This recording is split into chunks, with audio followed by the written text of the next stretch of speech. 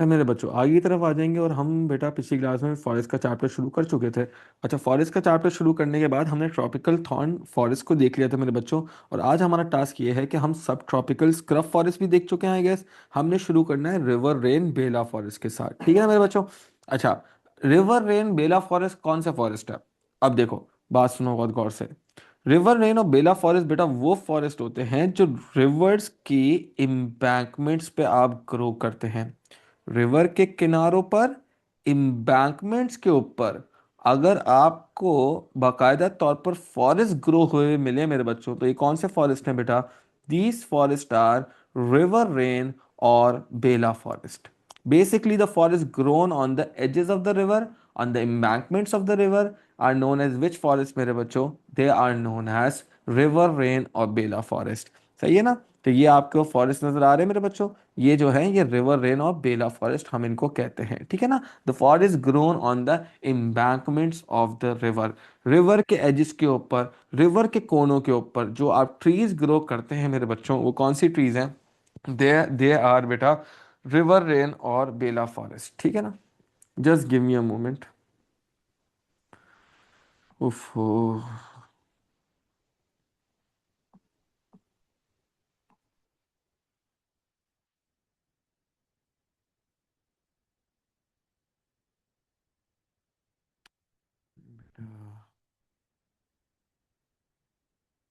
अच्छा मेरे बच्चों आगे की तरफ आ जाएंगे। अच्छा अब जाहिर सी बात है, अगर ये रिवर के एंड पर हैं तो हम सारे के सारे रिवर्स जो हमने याद किए हैं सिलेबस के अंदर, ऑफ कोर्स तुम्हारे साथ अभी तक मैंने वो रिवर्स का एज सच डिस्कशन नहीं किया, but we talk about the rivers in Pakistan that are Indus river and its tributaries. देखो रिवर इंडस है और इसकी चार ट्रिब्यूटरीज अभी एक्टिव है। So river Indus, river Jhelum, river Chenab, Ravi and Sutlej. These are the five rivers of the eastern tributaries जिस पर आपको ये फॉरेस्ट मिलेंगे। We're talking about which forest बेटा? We're talking about the river rain and Bela forest, ठीक है ना मेरे बच्चों। और ये certainly जो है वो इसकी डिस्क्रिप्शन कुछ इस तरह है that they are linear plantations, एक ही लाइन में प्लांटेड फॉरेस्ट होते हैं। अगर आप इसकी एक्चुअल पिक्चर भी देखें तो आपको इस पिक्चर में भी नजर आएगा मेरे बच्चों कि जो ट्रीज है ना मेरे बच्चों, ये एक लाइन में प्लांटेड हैं, ठीक है ना। And we call this plantations which plantations बेटा?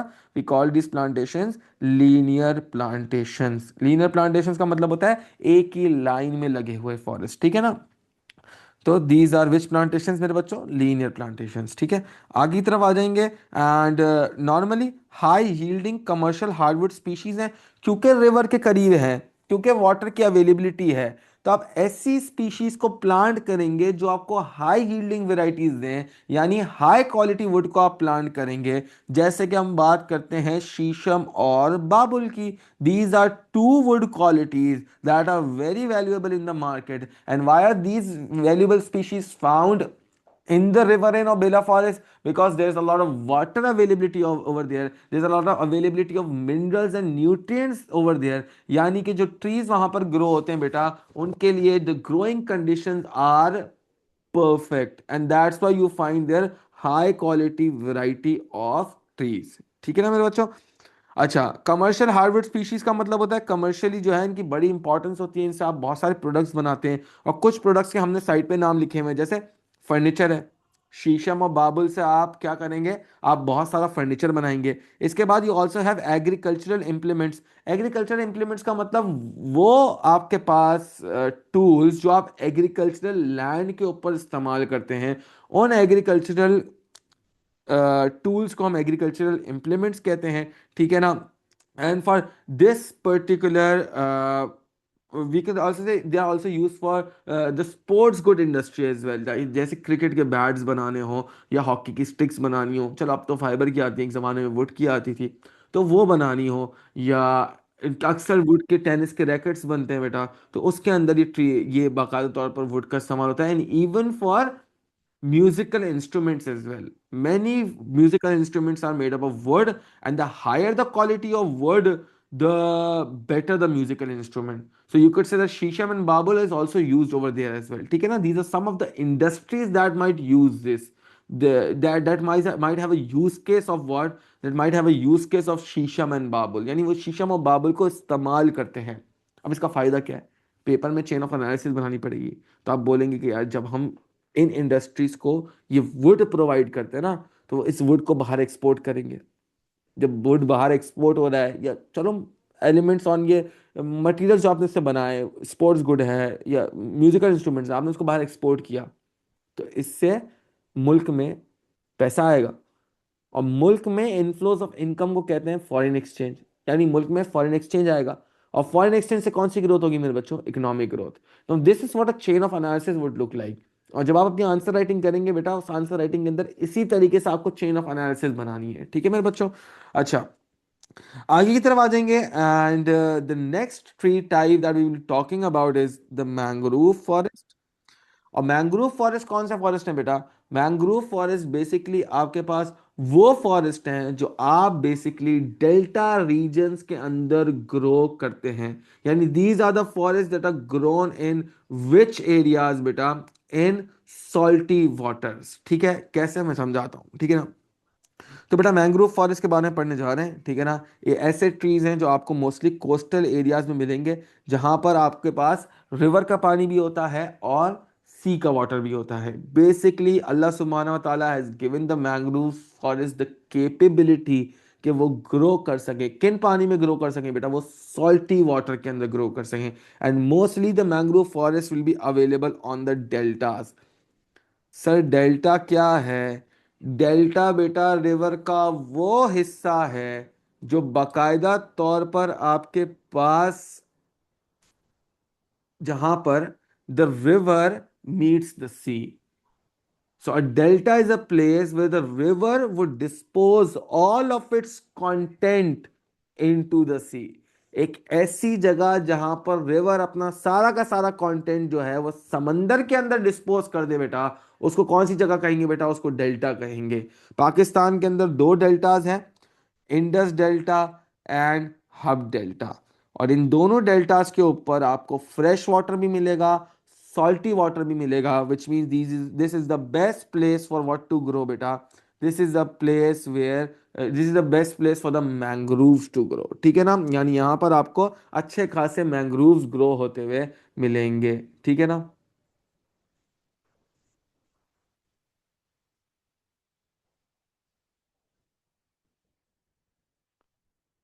अच्छा, आगे की तरफ आ जाऊंगा मेरे बच्चों, और अब नेक्स्ट बात करूंगा मैंग्रोव फॉरेस्ट की डिस्क्रिप्शन की।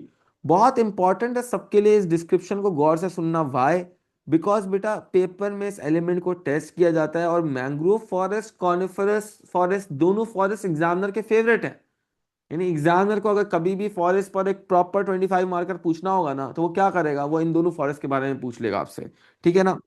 तो next, first of all the first feature, the descriptive feature that we see in such forest is के बाकायदा तौर पे ब्रॉड लीव्स होते हैं विथ ड्रिप टिप्स। क्या मतलब होता है ड्रिप टिप्स का?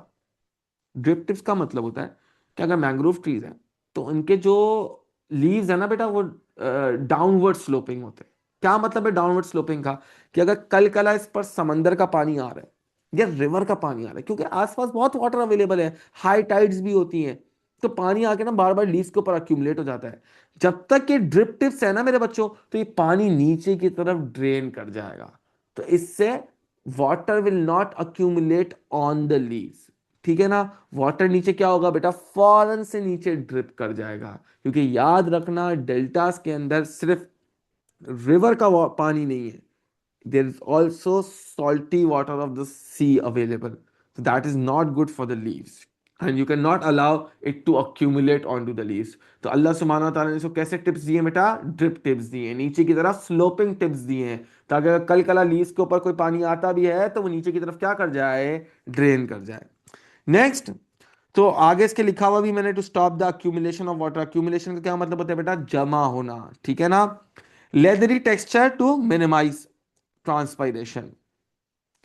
सर आसपास इतना सारा पानी अवेलेबल है कि पूरा साल ये ट्रीज पानी में रहते होंगे।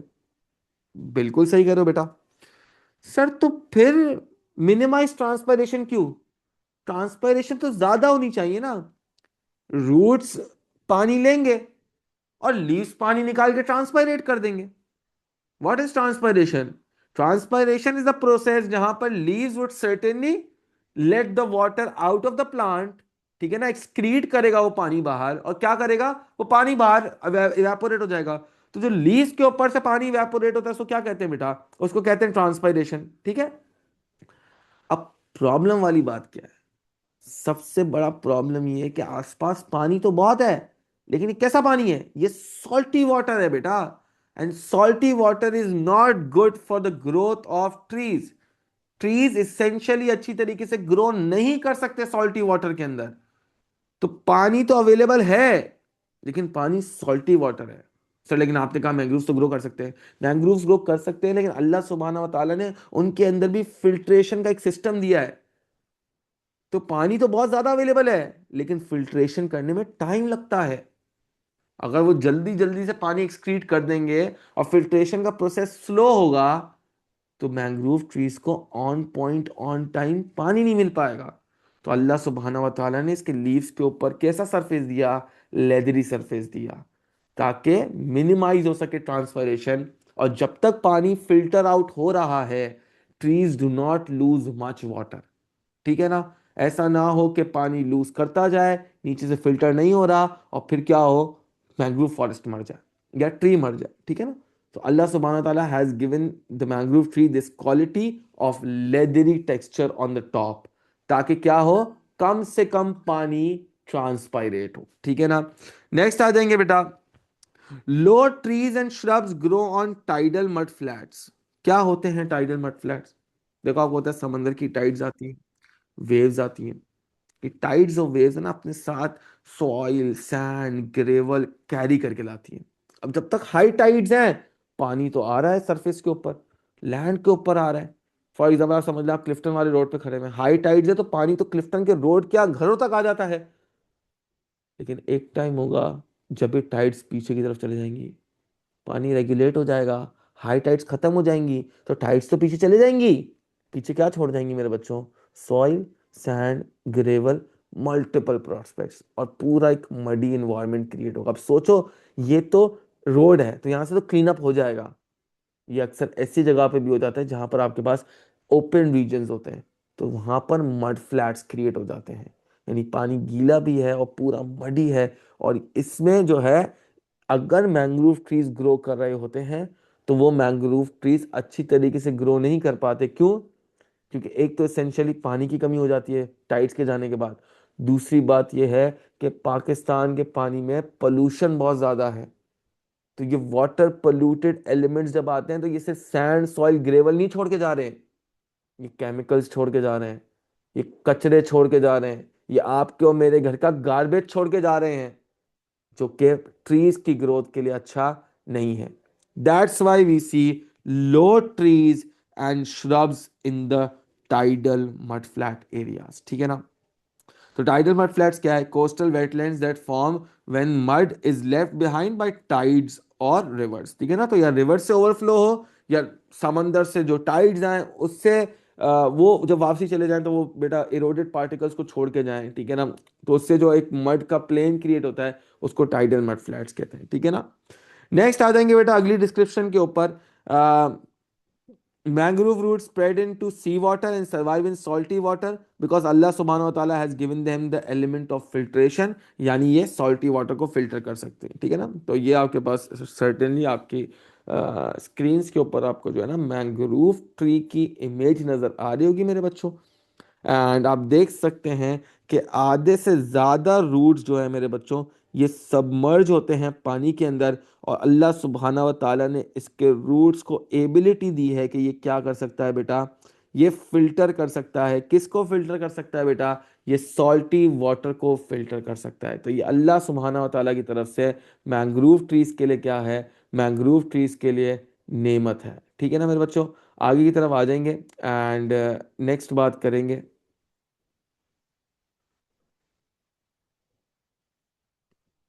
एक मिनट प्लीज। ओके जी। Okay okay okay, sorry, my bad. ठीक है। अच्छा आगे की तरफ आ जाएंगे मेरे बच्चों, और ये कुछ मैंग्रोव ट्रीज की मैंने आपको इमेज दिखा दी है। ठीक है ना। नेक्स्ट बात करेंगे, in better water areas the trees rise to 6 to 8 meters। Better water areas क्या है, साफ सुथरा पानी हो, ठीक है ना, और पॉल्यूटेड ना हो, ठीक है ना, मिनरल्स और जो आपके पास इसेंशियल्स होते हैं न्यूट्रिएंट्स वो अवेलेबल हो, उन कंडीशंस के अंदर की हाइट 6 से 8 मीटर तक चले जाती है। 6 से 8 मीटर क्या मतलब हो गया बेटा? 6 से 8 मीटर हो गया तकरीबन 2 फ्लोर्स, ठीक है ना, 2 फ्लोर की बिल्डिंग हो गई, ठीक है ना। इसके बाद next, the general height is 3 meters, अमूमन तक 3 मीटर्स की इनकी जनरल हाइट होती है, लेकिन ये 6 से 8 मीटर तक भी जा सकते हैं अगर इनको हेल्दी कंडीशंस के अंदर ग्रो किया जाए, ठीक है ना। Sir this water seems polluted, how do fishes live, fish live here, ठीक है ना।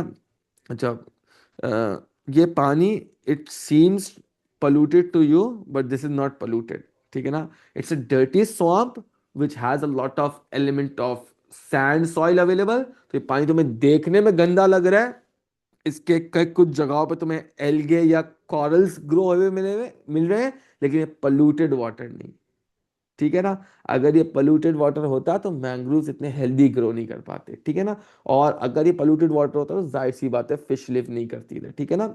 अगर हम बोले अगर पोल्यूटेड है तो ये नहीं होगा, और अगर पोल्यूटेड नहीं है तो फिर फिश भी आपको यहाँ मिलेंगी, मैंग्रोव्स भी मिलेंगे। तभी तो मैंग्रोव्स की प्रोटेक्शन के लिए WWF is working so hardly.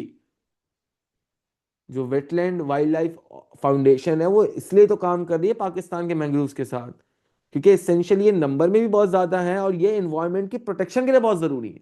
समझ रही है बात को बच्चे? क्लियर है बात?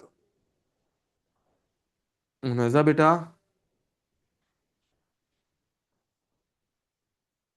यस सर, चलो, कोई भी सवाल हो तो बिल्कुल चैट बॉक्स में लिख सकते हैं, ठीक है ना। आगे, स्टंटेड ग्रोथ ऑफ ट्रीज, ये देखो तुम्हारा वाला पॉइंट आ गया, हम नजर बात सुनेंगे। Stunted growth of trees in Indus and Hub delta, why stunted growth मतलब unhealthy growth. Why unhealthy growth? Because of the dumping of industrial agricultural and chemical waste. आप बार बार वहां पर वेस्ट डंप करते जा रहे हैं, आपने इतना ज्यादा वेस्ट डंप कर दिया है कि अब वहां पर ट्रीज हेल्दी तरीके से ग्रो नहीं कर सकते भाई। वहां पे एलिमेंट्स ही अवेलेबल नहीं है ट्रीज के लिए, कैसे ग्रो करने के लिए बेटा? हेल्दी ग्रोथ करने के लिए, ठीक है। नेक्स्ट आ जाएंगे, limited number of species in polluted water. अगर पोल्यूटेड वाटर है तो ना सिर्फ मैंग्रोव की स्पीशीज कम होंगी, बल्कि फिश भी सरवाइव नहीं कर पाएगी बेटा। बेबी फिश पैदा होगी जैसे केमिकल गया, इन्ना लिल्लाहि व इन्ना इलैहि राजिऊन, ठीक है ना। नेक्स्ट आ जाएंगे, अब कहाँ कहाँ पे यूज किया जाता है इसको, ठीक है ना। अगेन सप्लाइंग फायरवुड, वही डोमेस्टिक वगैरह के रीजन के लिए। अच्छा, टिम्बर प्रोवाइड करता है तो इंडस्ट्रीज में इस्तेमाल कर लो।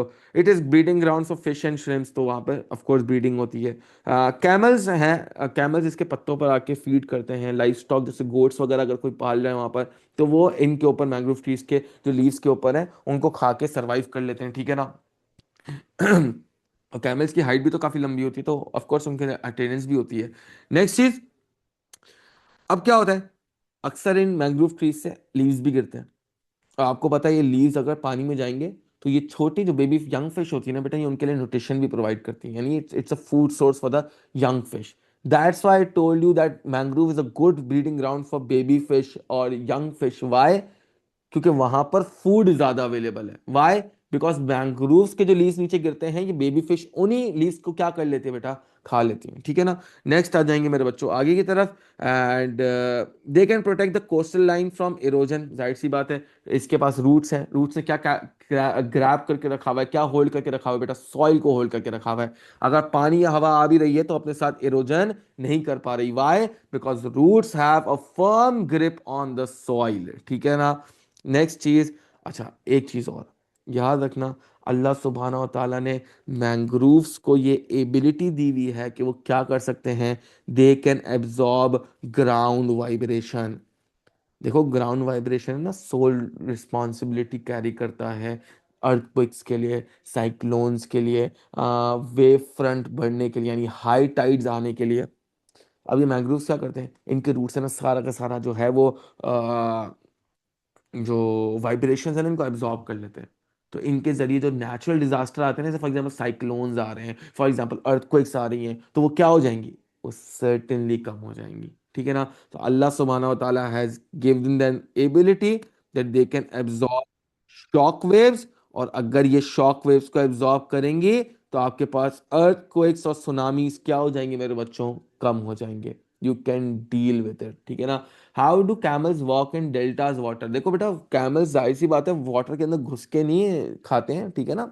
और कैमल के पास ये एबिलिटी है, तभी आप जब बीच पर जाती हैं मोहतरमा, तो वहां पर आपको कैमल्स मिलते हैं, क्योंकि कैमल्स के लेग का सरफेस एरिया या उनका जो नीचे का फुट एरिया होता है वो बहुत बड़ा होता है। तो वो basically the larger the surface area, the more the grip they have on the beach soil, and that's why you find a lot of camels being present in the beach areas. Why? Because they can walk in those areas, they can walk on the muddy flat areas, ठीक है ना। अब मैं ये नहीं बोला बिल्कुल delta में घुस जाते होंगे, ऑफ कोर्स बाहर बाहर से जितना उनके पास एक्सेसिबल होगा मैंग्रोव उनको खा लेते होंगे, ठीक है ना। और ऐसा नहीं कि सारे के सारे मैंग्रोव डेल्टा के अंदर ही घुसे हुए हैं, ठीक है ना। कुछ आउटर रीजन्स के अंदर है, कुछ लैंड के ऊपर है मेरे बच्चे, ठीक है ना। और अल्लाह सुब्हानहू व तआला ने उनको ये एबिलिटी दी है कैमल्स को कि वो बाकायदा तौर पर उन एरियाज में चल सकते हैं, ठीक है ना। तभी आपको बीच के ऊपर और इवन डेजर्ट्स के अंदर, डेजर्ट के अंदर भी ना जो सैंड है वो बहुत लूजन अप होती है ना, तो बार बार आपका ना पैर धंस जाता है किसके अंदर, सैंड के अंदर। लेकिन अल्लाह सुब्हानहू व तआला ने जो कैमल्स है उनको एक लार्जर फुट दिया हुआ है, सरफेस एरिया ज्यादा है, तभी तो कैमल्स आप देखते हैं डेजर्ट एरियाज में भाग लेते हैं। Arabian horses in desert areas and वो और क्या था, सऊदीया वगैरह में जो डेजर्ट्स होते हैं नोमैड्स के पास, ठीक है ना। वो डेजर्ट बोल रहा हूँ, कैमल्स होते हैं डेजर्ट में। Sir can you explain deltas, बेटा अभी तो समझाया थोड़ी देर पहले। बाकी डेल्टास में चैप्टर नंबर 1 के साथ समझाऊंगा, लेकिन अभी तुम्हारे लिए बता दूंगा हूँ। Delta is a place where the river disposes all of its content into the sea। एक ऐसी जगह जहां पर रिवर अपना सारा का सारा कंटेंट जो है वो समंदर के अंदर डाल दे बेटा, उसको कहते हैं क्या, उसको कहते हैं डेल्टा, ठीक है ना। सारे लोगों की परेशानी एक मरतबा में दूर कर देगा आपका भाई। क्या करेगा, आपको एक तस्वीर दिखा के शांत कर देगा बेटा, ठीक है ना। देखो ये देखो, ये आपके पास ये रिवर बहता हुआ आ रहा है, उफ, ये आते जा रहे हैं आते जा रहे हैं आते जा रहे हैं, ये वो एरिया जहां पर रिवर ने अपने आप को समंदर के अंदर डिस्पोज कर दिया मेरे बच्चे, उसको क्या कहते हैं, डेल्टा कहते हैं। So in English how would you pronounce it, you will say a place where the river disposes itself into the sea is known as delta। Think of the river as a snake। ये सांप ऊपर से आ रहा है चलता हुआ, जैसे ये समंदर के पास पहुंचता है ये अपना मुंह खोल के सारा का सारा जहर वाला कंटेंट डिस्पोज कर देता है समंदर के अंदर। So when the river disposes all of its content into the sea, that place is known as what beta, that place is known as a delta। how many deltas are in Pakistan? Look, there might be many small stream deltas in Balochistan, but there are two main deltas, rivers disposing their contents in the sea, that is one is Indus Delta and the other one is Hub Delta। हम इन्हीं दो को main deltas consider करते हैं पाकिस्तान के अंदर, ठीक है ना। और हब रिवर भी जो है वो है तो बलूचिस्तान का पार्ट, लेकिन कुछ पार्ट उसका सिंध के अंदर लगता है, यानी it is on the very edge of the border of Balochistan and Sindh, and that's why we say कि वो सिंध के पास ही है। और इंडस डेल्टा तो है ही सिंध में, तभी आपको फिश ज्यादा कहाँ मिलती है मेरे बच्चे, सिंध में ज्यादा मिलती है, ठीक है। I hope I answered the question well बेटा अलीशा एंड तस्नीम बेटा। इट्स क्लियर बेटा, please right clear in the chat box, ताकि बेटा हम आगे बढ़ सकें। आज थोड़ा सा हम लोग बहुत डिटेल में चले गए हैं और बहुत ज़्यादा गहराई में जाके चीज़ें समझ ली हैं, लेकिन हमें एलिमेंटली थोड़ा सा तेज़ बढ़ना पड़ेगा आगे। बेटा तस्नीम, बेटा अगले साल जवाब दोगी, अगले साल पढ़ें।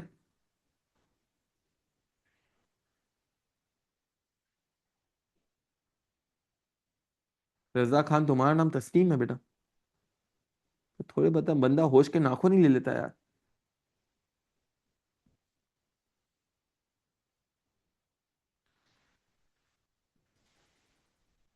अच्छा मेरे बच्चों, तो आखिरी फॉरेस्ट की जो टाइप है that is irrigated forest.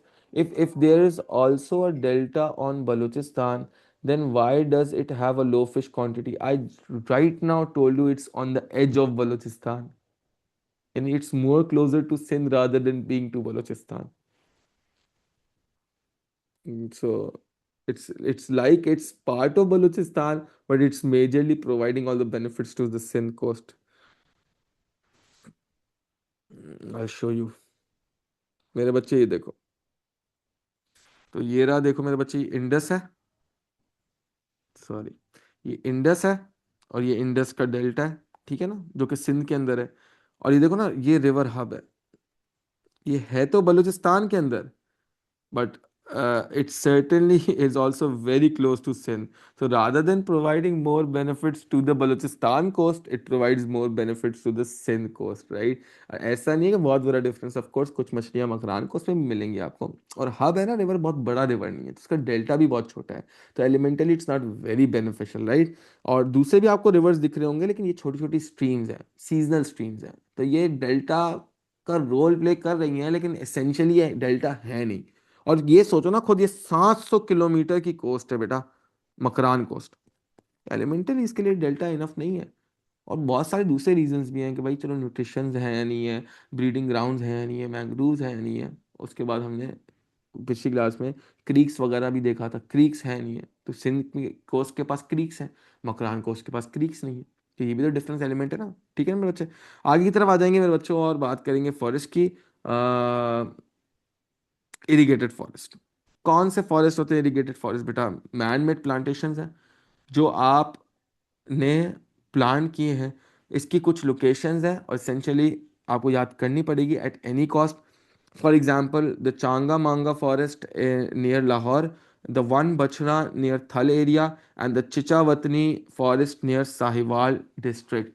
So these are all the names that you guys need to remember। तीन नाम याद रखना लाजमी है, और ये extremely important for you guys to learn it down, right? तो ये अपने पास मार्क आउट कर लेंगे भाई, हमने ये तीन नाम और इनकी लोकेशंस को एक्सट्रीम एंड पर जाके याद करना है। अच्छा, अब क्योंकि मैन मेड प्लांटेशन है, तो मैं कोई एरी गैरी स्पीशी तो प्लांट नहीं करूंगा, मैं वही स्पीशी प्लांट करूंगा जिससे पैसे भी कमा सकूं। तो shisham, babul and eucalyptus trees are mostly planted here. And जो है ये बाकायदा पार्क वगैरह के अंदर, पार्क्स के अंदर आपको जो है आपके, और जो फुटपाथ एरियाज के अंदर ये इरिगेटेड प्लांटेशंस मिलती हैं। और अक्सर जगहों पे बड़े बड़े लैंड लेकर बहुत सारे फॉरेस्ट इम्प्लीकेशंस भी क्रिएट की हुई हैं। जैसे चांगा मांगा is one of the largest man planted forest in entire Asia. Changamanga is not just the largest forest, man-made planted forest in Pakistan. It's in entire Asia में सबसे बड़ी प्लांटेशन है ये, मैन-मेड प्लांटेशन, ठीक है ना। अच्छा, इसके बाद यूकैलिप्टस ट्रीज कौन से ट्रीज होते हैं, मैं आपको मतलब समझा देता हूँ, ठीक है ना। देखो, रिवर के जो एम्बैंकमेंट्स होते हैं, उनके ऊपर ना कुछ ट्रीज को प्लांट किया जाता है, और इनमें से एक ट्री की टाइप है बेटा द यूकैलिप्टस ट्री। अब यूकैलिप्टस ट्री का क्या एडवांटेज होता है? यूकैलिप्टस ट्रीज के अंदर ना थोड़ी सी इलास्टिसिटी ज्यादा होती है। तो अगर कल फ्लड आता है और फ्लड इस पर हिट भी करता है, तो ये ट्रीज है ना would not break off very easily. और इनके अंदर ना अल्लाह सुब्हान तआला ने इलास्टिसिटी दी है, तो अगर वाटर इनसे टकरा भी रहा है तो वाटर टकराने के बाद वापसी रिवर में चले जाता है। So they can not just control floods, they will not stop floods, but they can control the intensity of the floods। यानी फ्लड की इंटेंसिटी इससे क्या हो जाएगी मेरे बच्चों? फ्लड की इंटेंसिटी कम हो जाएगी, यानी फ्लड के आफ्टर इफेक्ट्स क्या हो जाएंगे बेटा? वो रिड्यूस हो जाएंगे, ठीक है। आई होप सबको यहाँ तक बात क्लियर हो गई होगी मेरे बच्चों। एंड इरिगेटेड प्लांटेशन समझ में आया होगा। मैं यूकैलिप्टस ट्रीज के बारे में वापसी पढ़ाऊंगा जब मैं क्लाइमेट का चैप्टर पढ़ाऊंगा, और उसमें मैं फ्लडिंग्स पढ़ाऊंगा बेटा। तो वहां पे मैं पूछूंगा आपसे कि एक सोल्यूशन बताएं कि फ्लड की इंटेंसिटी को किस तरीके से कम कर सकता हूं। तो वहां पर तुम मुझे बताओगे कि मैं एम्बैंकमेंट्स यानी रिवर के किनारों के ऊपर बाकायदा तौर पर यूकैलिप्टस ट्रीज लगा सकता हूं। सर ये मैंग्रोव जैसे होते हैं? नहीं यार, mangroves are very different, eucalyptus trees are very different, ठीक है ना। लेकिन हाँ, इम्प्लीकेशन में अगर समझो कि सर तकरीबन काम एक है, तो आप बोल सकते हैं हाँ भाई थोड़ा बहुत काम एक ही है, ठीक है ना। क्या सबको यहाँ तक बात क्लियर है बेटा? अंडरस्टैंडेबल? इफ यस बेटा please right yes in the chat box, ताकि हम आगे बढ़ सके मेरे बच्चों। जल्दी जल्दी जल्दी जल्दी यस लिखेंगे बेटा।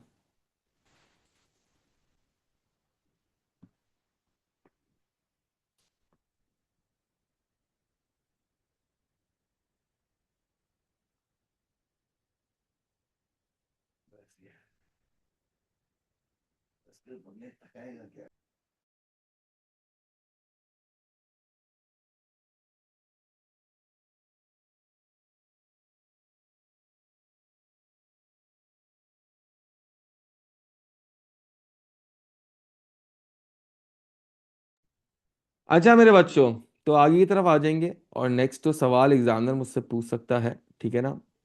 अच्छा याद रखिएगा, इस वीक जो टेस्ट होने वाला है उसके अंदर बाकायदा तौर पर फॉरेस्ट आएगा मेरे बच्चों, तो उसकी तैयारी करना शुरू कर दीजिएगा। जहाँ पर मैंने जो है एलिमेंटली फिशिंग इंडस्ट्री के नोट्स डाले थे, मैं वहीं पर फॉरेस्ट के नोट्स भी डालूंगा, एंड आपने वहीं से केटर डाउन करने हैं फॉरेस्ट के नोट्स, ठीक है ना।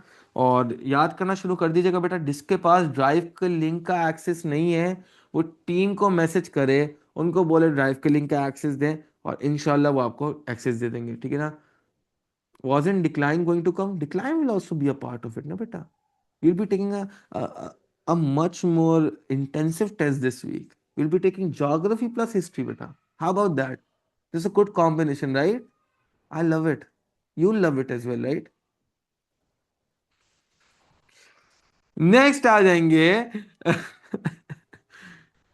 नेक्स्ट आ जाएंगे बच्चों, सवाल आएगा पेपर में, how do mangrove survive in salty water, कैसे मैंग्रोव सर्वाइव करेंगे सॉल्टी वाटर के अंदर। बेटा आपके टेस्ट रिजल्ट्स आ गए हैं मेरे पास, जिन जिन बच्चों ने दिए थे।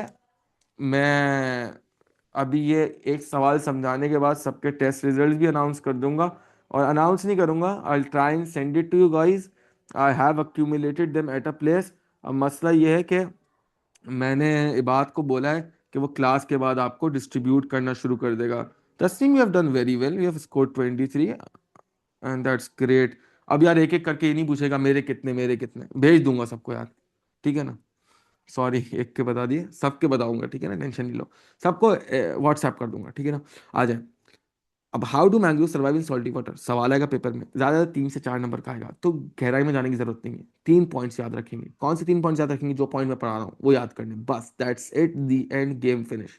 इससे ज्यादा ना वो पूछेगा ना उसकी पूछने की है, समझ रहे हैं। Next, first point, mangroves have special glands जो क्या करते हैं बेटा, जो एक्सेसिव सॉल्ट को एक्सक्रीट कर लेते हैं, यानी अल्लाह सुब्हान तआला ने उनको ग्लैंड्स दिए हैं जो सॉल्ट को क्या करेंगे, फिल्टर कर देंगे। नेक्स्ट चीज, उनके रूट्स के अंदर एक स्पेशल यूनिक फिल्ट्रेशन का सिस्टम है जो बाकायदा तौर पर सॉल्ट को फिल्टर डाउन कर सकता है, ठीक है। And third point is, they have specialised aerial roots. क्या फायदा होता है एरियल रूट्स का, क्या मतलब होता है एरियल रूट्स का? यानी आधे रूट पानी के अंदर, आधे रूट पानी के बाहर। अब ये जो बाहर है इनका फायदा क्या है? अब पानी के अंदर होंगे ना, ऑक्सीजन एब्जॉर्ब नहीं कर पाएंगे, लेकिन जब ये बाहर होते हैं ये ऑक्सीजन एब्जॉर्ब कर लेते हैं। तो याद रखना, जितना जरूरी प्लांट्स के लीव्स के लिए ऑक्सीजन है, ब्रांचेस के लिए ऑक्सीजन है, उतना ही जरूरी रूट्स के लिए ऑक्सीजन है।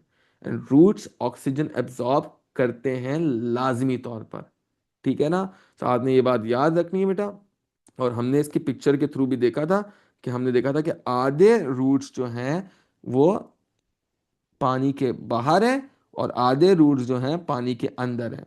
जो रूट्स बाहर हैं उनको हम एरियल रूट्स कहते हैं, ताकि वो क्या एब्जॉर्ब कर सकें बेटा, ऑक्सीजन एब्जॉर्ब कर सकें। तो 3 पॉइंट याद रखेंगे, special glands which will filter salt, special unique filtration system in the roots जो फिल्टर करेगा सॉल्टी वाटर को, और तीसरी चीज है एरियल रूट्स, आधे रूट पानी के बाहर होंगे ताकि क्या एब्जॉर्ब कर सकें बेटा, ऑक्सीजन एब्जॉर्ब कर सकें, ठीक है मेरे बच्चों। आई होप सबको यहाँ तक बात क्लियर होगी मेरे बच्चों। एंड आगे जो है वो बाकायदा तौर पे आपने ये एक मैप है, इसकी पिक्चर ले लीजिएगा, बाकायदा तौर पे कलर पेंसिल्स को यूज करके इसको मार्कआउट करिएगा। सो एल्पाइन को भी मैंने मार्क किया हुआ है मेरे बच्चों, कॉनिफरस को भी मार्क किया हुआ है एक्वा से, and I have used different colours to mark different forest. अच्छा, जो मैंग्रोव्स है वो नीचे की तरफ अगर आप देखेंगे तो सिर्फ कोस्टल एरियाज में आपको मिलेंगे, और एल्पाइंस और कॉनिफरस का डिफरेंस याद कर लीजिएगा, कि एल्पाइंस और कॉनिफरस का एक ही डिफरेंस है, एल्पाइंस नॉर्दर्न एरियाज में मिलेंगे लेकिन बहुत कम जगहों पर, अगर बहुत बड़ी जगह पर आपको दिखाए हुए इंटेंसिटी तो मतलब वो कौन से फॉरेस्ट है बेटा, कॉनिफरस ट्रीज हैं, ठीक है। एंड नेक्स्ट आ जाएंगे मेरे बच्चों, रिवर रेन बेला फॉरेस्ट और इरिगेटेड फॉरेस्ट का डिफरेंस बहुत इंपॉर्टेंट है सबके लिए पता होना। अगर तो ट्रीज बिल्कुल ही रिवर के साथ चिपकी हुई हैं तो ये हो गई रिवर रेन और बेला फॉरेस्ट, यानी रिवर के किनारों पर है। और अगर रिवर के करीब है ताकि पानी पहुंचाया जा सके through irrigation, that is irrigated plantation. करीब में और ऊपर होने में डिफरेंस होता है। सही है ना? करीब है तो इरिगेटेड प्लांटेशंस, और अगर बिल्कुल नजदीक है, कोई गैप नहीं है, रिवर के ऊपर है, तो कौन सी ट्रीज होंगी बेटा? रिवर रेन और बेला फॉरेस्ट। ठीक है ना? ये बात याद रखेंगे, और प्लीज इसको कलर्स के साथ मार्कआउट कर लीजिएगा ताकि लोकेशंस आपको पता हो। अच्छा, साइड में मैंने 10 8 जो है वो, सॉरी 8 ट्रीज का आपको फॉरेस्ट का बताया हुआ है, जो इरिगेटेड प्लांटेशन है। लेकिन मुझे इसको देखने की जरूरत नहीं, क्योंकि मैं ऑलरेडी ऊपर याद कर चुका हूँ। मुझे 3 फॉरेस्ट याद करने हैं। चांगामांगा, वन बछरा एंड चिचावतनी। ठीक है ना? Chichawatni in Sahiwal district, Changa Manga near Lahore, and certainly Wan Bachhran is in Thal desert, थल एरिया के अंदर। ठीक है ना? And Thal desert with an L is in Punjab regions. ठीक है ना? Basically between river Indus and river Jhelum. लेकिन क्योंकि हमने अभी चैप्टर नंबर 1 नहीं किया, तो हमें उसकी लोकेशन की आइडेंटिफिकेशन अभी पता नहीं होगी मेरे बच्चों। ठीक है ना? अच्छा, हम आज की क्लास को इधर ही एंड करेंगे और कोशिश करेंगे